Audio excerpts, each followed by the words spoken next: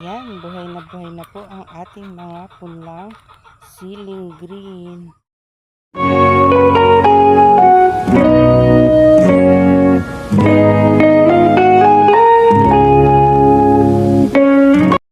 Good morning mga ka-farming. Ayan po, meron po tayong ngayong bagong punla. Ayan po, yan po ay punla ng kamatis. Yan, isang tray lang po para meron tayong ginagamit dito sa kubo. Ayan, ito naman po ay punla ng siling green, siling panigang. Ayan po, itatanim na po mamaya yan. Pagkatapos po nilang pumitas ng talong. Ayan. Meron na po tayong bagong hihintayin na aanihin. Yan, pag po yan ay naitanim na. Meron na nga po palang tinanim ang aking abay.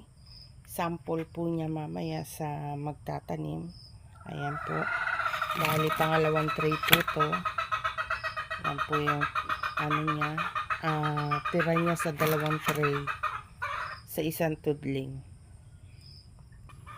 Yan po, pupuntahan po natin ang tinanim ng aking abay. Ayan po yung aming mga papaya. Ayan, medyo malalaki na po. Ito po yung tinanim ng aking abay kahapon. Yan po yung kanyang sample sa mga Armis Farm natin mamaya na magtatanim. Ayun po, hanggang dulo po yan. Ano po yan, ang naubos po niyan, yun nga po kulang 2 tray. Mula dito hanggang doon po sa dulo. Yun.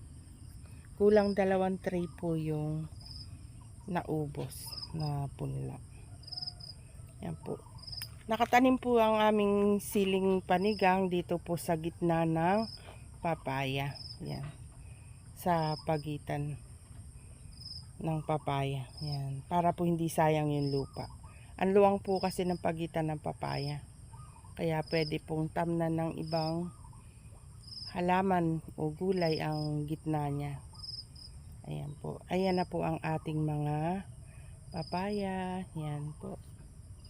Ayun po, kalinis po nun kasi inararo po ulit ng aking aba yan. Ayan po. Kalinis po dyan. Yan.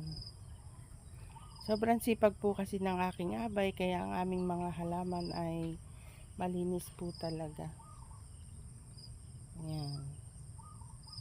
Tapos may kasama din po siya minsan na isang Armis Farm, yung aking pamangkin. Lagi niya pong kasama yun. Ayan po. Meron na po tayong hinihintay na papaya at saka po siling panigang. Yung siling panigang madali lang din po mamunga yan. Mahigit lang po 1 buwan, yan po ay may mga buko na. Yan, 2 buwan. Bago mag 2 buwan, pwede nang minsan nakakapitas na. Yan po yung sili. Madali lang po siyang mapitasan. Madali po siyang mamunga. Yan po yung aming yan po ang aming papaya at sili. Yan. Yan ang aming mga papaya at sili na mga bagong tanim. Yan po.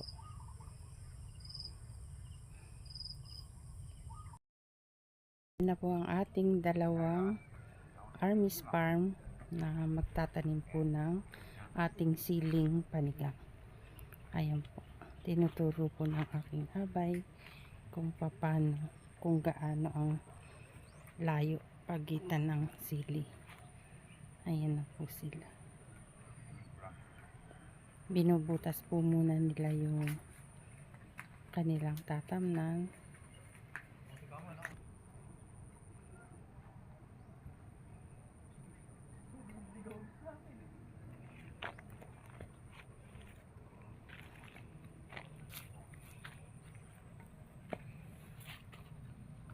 Ayan po yung kanilang binutas. Yan. Taldang ang tawagin nila yan. Yan, yan ang pagitan, ganyan ang layo. Pagitan ng pagtatanim nila ng siling panigang. Ayan po sila. Ayan.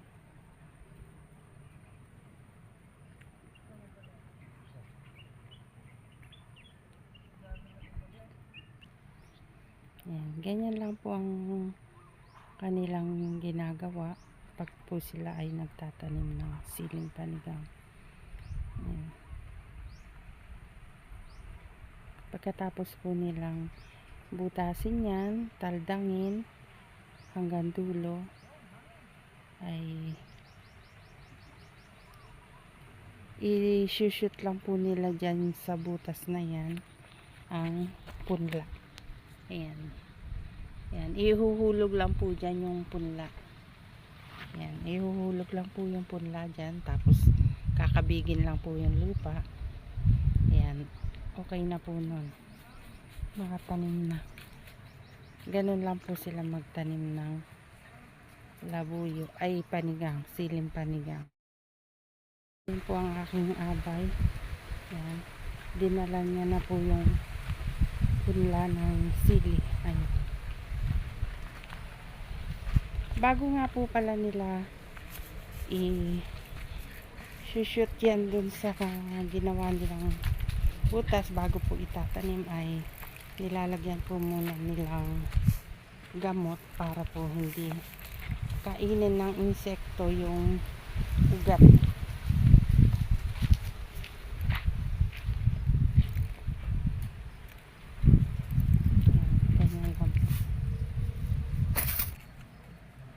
Ayan, yan, ganyan lang po.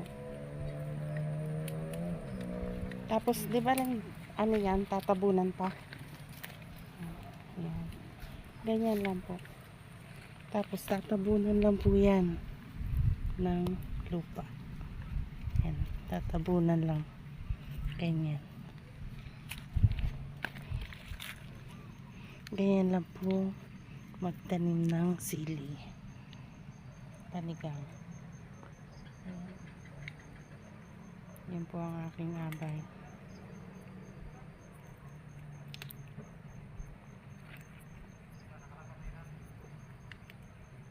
Yan lang po. Hanggang dulo. Hanggang dulo po yan. Hello, good morning po mga kaparming. Ayun po ang aking masipag na abay. Magang-maga po, dinidilig niya po ang aming mga bagong tanim na siling green. Ayan po. Buhay na po ang aming mga siling green. Yan. Dahil po ilang araw hindi umulan, kailangan pong diligin ang aming mga bagong tanim na siling panigang. Ayan po. Ayun po ang aking abay. Nagdidilig po siya. Magbuhat po kaninang madaling araw. Ayan po siya. Ayan po. Ayan po yung kanyang mga nadilig na. Ayan po. Ayan. Tapos niya na pong diligin yan. Yang gawi dyan. Gawi doon. Ayan. Doon po sa dalawang drum na yon, doon po siya kumukuhang pandilig. Ayan. Pinuno niya po kahapon niya ng tubig para po ngayong maga ay meron po siyang magamit na pandilig. Ayan po. Ayan po yung aking abay. Ayan po, maluwang pa po ang kanyang didiligin. Ayan. Yan, ganyan po ka lawak ang kanyang mga didiligin. Ayan. Kung hindi po uulan ng mga ilang araw pa, siguro po kung hindi uulan ng sa loob ng 3 araw, yan po ay kanyang didiligin na naman. Yan, ganyan po ka lawak ang kailangan niyang diligin dahil lahat po yan ay may mga tanim na siling panigang. Ayan po. Wala po siyang kasamang armis farm dahil marami pong ginagawa ang aming mga armis farm at saka hindi naman po sa lahat ng oras ay meron po kaming pambayad sa aming mga Armis Farm. Kinakapos din po kami. Dahil ang sumusuporta ngayon sa aming mga gulay, yun lang pong matanda naming talong na yun. Yun lang po ang aming pinipitasan at saka konti lang po ang aming napipitas ngayon. Ayun po yung aking abay. Miigip po siya sa drum. Ayan po.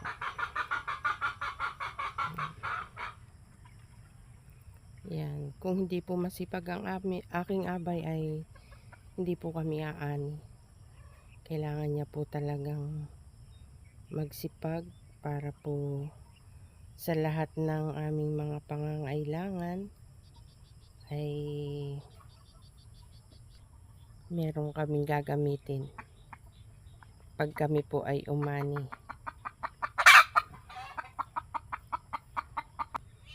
Sa paghahalaman po kasi ay depende po sa bunga at saka sa presyo po ng halaman. Pag po maraming bunga ang halaman ay at saka maganda ang presyo, ayun po, sobra-sobra po sa aming mga pangangailangan pagka ganon.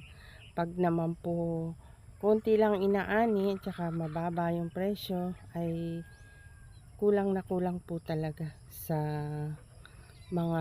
pagsuporta lang po sa mga bago naming tanim. Nagkukulang na po ang aming mga inaani. Ayan. Kaya sa buhay farmer, ganyan po talaga. Pagka may